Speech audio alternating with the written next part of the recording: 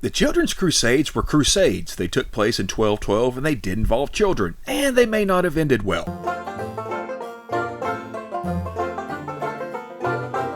Now, we've all heard about the military crusades to the Holy Land. There were like 15 of them, and the numbering system is way off, where Christian European kingdoms fought to take and then lose Jerusalem and other cities in the Middle East. And of course, make some money plus open some new trade routes. The Children's Crusades were not part of these, nor part of the Northern Crusades against the pagan holdouts of Northern Europe. Instead, they were comprised mostly of children and the wandering poor, but don't worry, we'll get to them. So the story goes that a child in either France or a Germanic state began preaching that they'd had a vision from Christ to lead an army of children to reclaim the Holy Land by peacefully converting Muslims to Christianity. He's able to build a force of about 30,000 children, and they headed off to the Mediterranean under the belief that the sea would part before them, and of course when they got there, this didn't happen. Instead, most of them were either sold into slavery and or died in a shipwreck.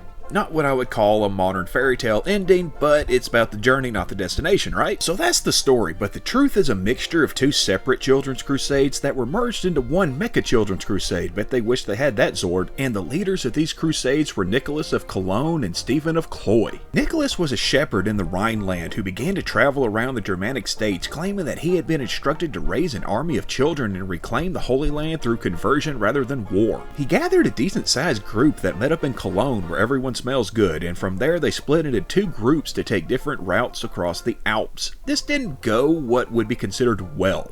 2/3 of the kiddos died during the journey, with a good number also saying to hell with this and returning to their homes. Only about 7,000 of them made it to Genoa, and when they reached the sea and it didn't part before them as been promised, many felt betrayed and misled. Imagine that! Luckily, the people of Genoa saw this band of youngins and ragamuffins that had just gone through hell to make it to their city, and so they offered citizenship to any who chose to stay. And the majority of them actually took that offer. Did Nicholas? Of course not. Instead, he took what was left of his army and headed to the Papal States to meet with Pope Innocent III, who told them to go home. Sadly, Nicholas died during his trip back over the Alps, and to add insult to injury, his father was hung by local officials because, well, his kid kinda lured a bunch of other kids to their deaths. Stephen of Cloyes was also a shepherd of sense and a pattern, who at the age of 12 claimed to have been given a letter by Christ claiming that he was to lead a new crusade to Jerusalem. He traveled around France preaching his call to arms and supposedly performed a miracle or two in Saint Denis.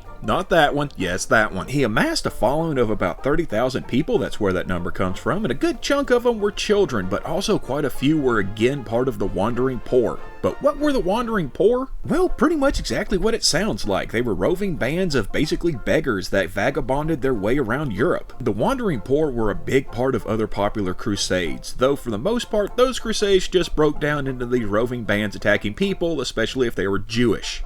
But you can find out about that in other videos. King Philip II of France, go figure, wasn't impressed with this group led by a kid and told him to go home, seeing as they were constantly starving and begging for food. This movement just kind of burned itself out, and no one's quite sure what happened to Stephen, though he may have returned later, but that again is in another Popular Crusades video. So yeah, the story of the Children's Crusade is based on somewhat facts, but from two separate yet concurrent and equal movements.